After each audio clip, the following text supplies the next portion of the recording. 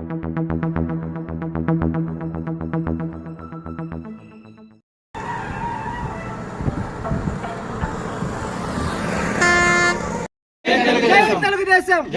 అమరన్న గారి నాయకత్వం, అమరన్న గారి నాయకత్వం, జై జనసేన, జై తెలుగుదేశం.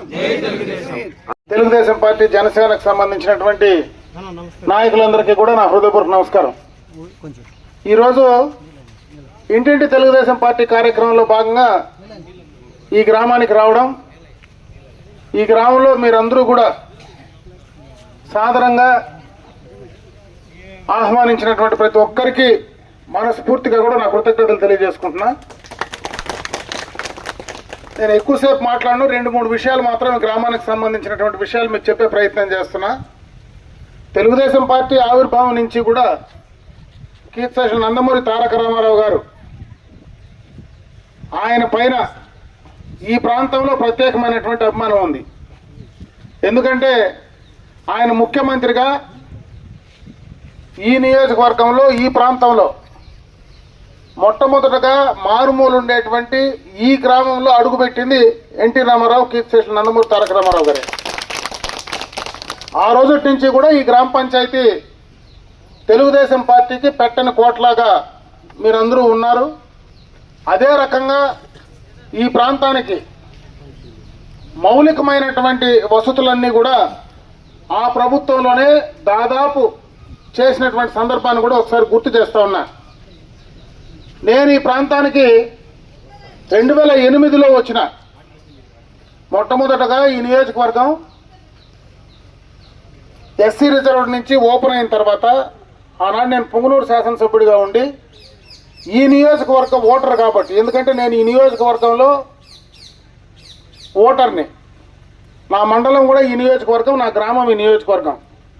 అందుకని నేను ఆ పుంగనూరు నుంచి పొలంనేరుకు వచ్చిన సందర్భంలో ఈ ప్రాంతం మొత్తం కూడా తిరిగా. ఆ రోజు నుంచి కూడా ఈ ప్రాంతంలో మీరు ఒకే ఒక కోరిక కోరారు, రోడ్డు సౌకర్యం ఖచ్చితంగా కూడా మాకు కావాలా అని నేను తిరిగినప్పుడే కోరారు. 2009లో నన్ను గెలిపించినారు శాసనసభ్యుడిగా. అయితే ఆ రోజు ప్రభుత్వం కాంగ్రెస్ పార్టీ ప్రభుత్వం. ఆ ప్రభుత్వంలో మనం చేయలేకపోయినా ఇదే కైగల్లులో క్రాస్లో బ్రిడ్జ్ పక్కన ఇప్పుడు మీకు ఎంపీటీసీగా ఆ రోజు సుబ్రహ్మణ్యం ఉన్నప్పుడు ఆ ఎర్రని ఎండలో రోడ్డు మీద మీతో కూడా నేను గంటసేపు బస్సులన్నీ కూడా ఆపి కూర్చున్న సందర్భాన్ని ఒకసారి గుర్తు చేస్తూ ఉండే ఈ గ్రామస్తులకు. ఒకసారి 2014లో నేను శాసనసభ్యుడు అయిన తర్వాత ఆ రోజు కూడా కొంతకాలం నేను పనిచేయలేకపోయా, నేను ప్రతిపక్షంలోనే అయిన ఆ రోజు కూడా. తర్వాత చంద్రబాబు నాయుడు గారి ఆదేశాలు కావచ్చు, ఆయన ఇచ్చినటువంటి అవకాశం కావచ్చు, ఆ రోజు భగవంతుడు నాకు ఈ ప్రాంతానికి మంత్రిగా అవకాశం ఇచ్చినాడు. 22 నెలలు మాత్రమే నేను మంత్రిగా పనిచేశా ఈ నియోజకవర్గంలో.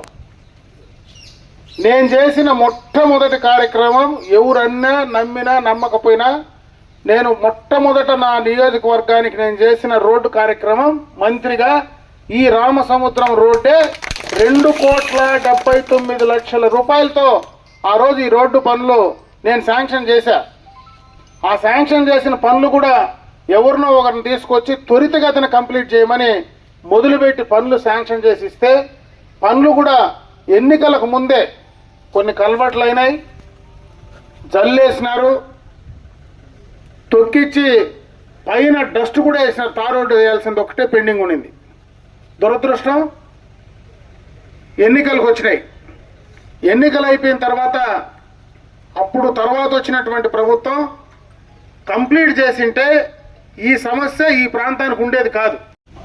మీ దగ్గరకు వచ్చిన నేను అమర్నాథ్ రెడ్డిగా నేను ఒక మాట ఇస్తా ఉండా, ఈ ప్రాంతానికి మళ్ళా నేను వచ్చేది చంద్రబాబు నాయుడే, నేనే వస్తా, మళ్ళా ఈ రోడ్డు నేనే కంప్లీట్ చేసి మీకు ఇస్తానని చెప్పి తెలియజేస్తుంటాను. అందుకే భగవంతుడు 4.5 సంవత్సరం ఆపినాడేమో. ఆ రోజు రోడ్లో ఎర్రనెండల్లో పొల్లాడి కింద కాలిపోతే కూడా దొల్లాడినాం. ఇంత కష్టపడి చేసినాం. చేస్తే వీళ్ళు మధ్యలో శాంక్షన్ చేసి, నిజంగా నేను కానీ అధికార పార్టీలో నేను కానీ గెలిచి అంతకుముందు ఎవరైనా చేసింటే నేనైతే ఆపిన్నా. పనిచేసి ఊర్లోకి వచ్చి మైకులో వాళ్ళ పేరు కూడా చెప్పి బోర్డు నా పేరు వేసుకుంటా. వాళ్ళ పేరు కూడా చెప్పి బోర్డు నా పేరు వేసుకుంటా. నేను కానీ గెలిచినట్టే, నేను కానీ అధికారం లేకుంటే. పనులు చేసి బోర్డు వేసుకుంటే సంతోషపడచ్చు, కానీ పనులు ఆపేసి క్యాన్సిల్ చేసి జల్లి దొంగలించుకోకపోతే ఏమనాలా?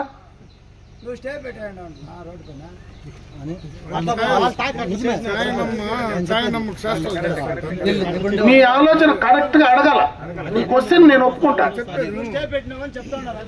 ఎవరైనా దమ్ముండేవాడు నిజంగా మొగోడైతే ఇదే గుడికాడికి రమ్మను. నేను కానీ స్టేకి పోయింటే ఈయన కరెంట్ పట్టుకుంటా. ఓకే, వాళ్ళు కానీ రాకపోతే వాళ్ళని ఎత్తి కరెంటు పాల మీద మీరు వేయాల. ఓకేనా? ఈ గ్రామస్తులందరూ పార్టీలు రకరకాలుగా ఉండొచ్చు. రామసముద్రంలో నేను ఒప్పుకోను.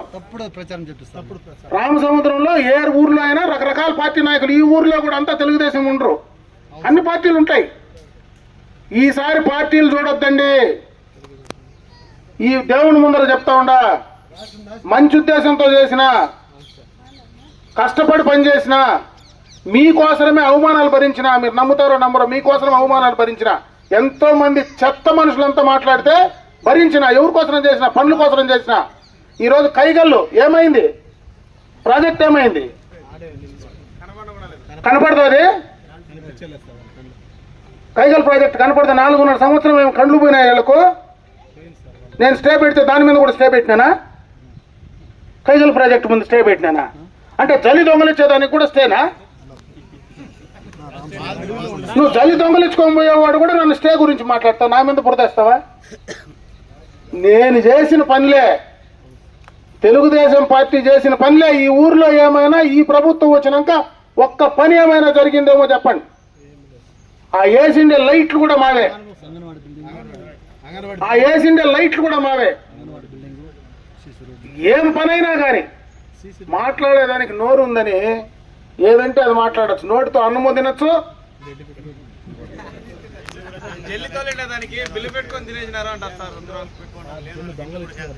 ఓకే ఓకే ఒప్పుకో, దాంతో నీకేం పని?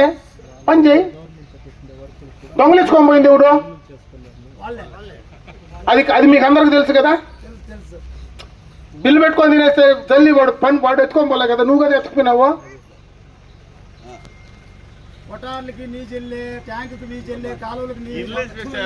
అరే మామిడి తోటలు లేకపోతే కూడా అదే జల్లి. ఇసుక దొంగలు ఇచ్చేది నువ్వే, మందు దొంగలు ఇచ్చేది నువ్వే, కర్ణాటక మందం మీద నువ్వే, ఇసుక మీద నువ్వే. దొంగలు మీరు ఇంకోని గురించి దొంగలంటే ఎట్లయ్యా? ఈ ఊర్లో ఈ ప్రాంతంలో ఎవరియా దొంగలిస్తా ఉన్నారు? ఇసుక ఎవడియా దొంగలిస్తా ఉన్నాడు? కర్ణాటక మందెవుడే అమ్ముతా ఉన్నాడు. కనీసం చెరువులో నుంచి ఒక లోటు ట్రాక్టర్ తో ఎవడైనా ఇంటి కునాతం తోలుకునే దానికన్నా ఉందే ఈ రోజు నడుగుతా ఉన్నా. అది కూడా మీరే దొంగలించాలా, అది కూడా మీరే అమ్మాలా. ఇంతకంటే అన్యాయం ఉందా?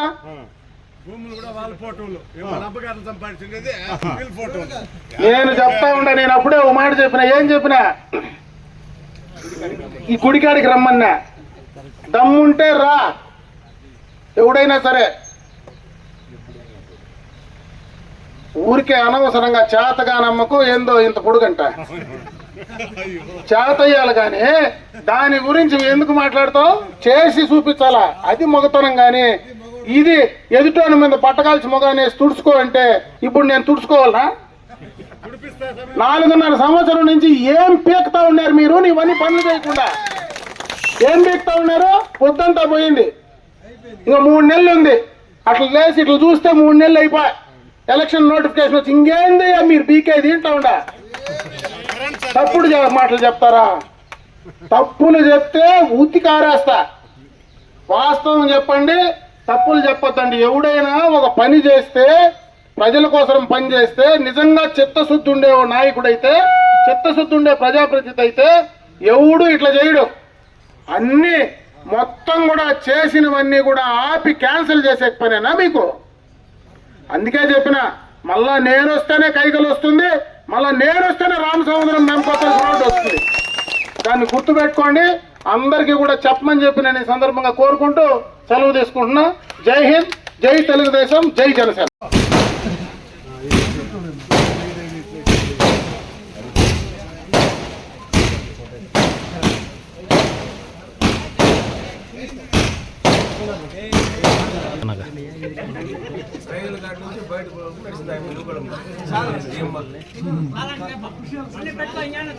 ఓకే.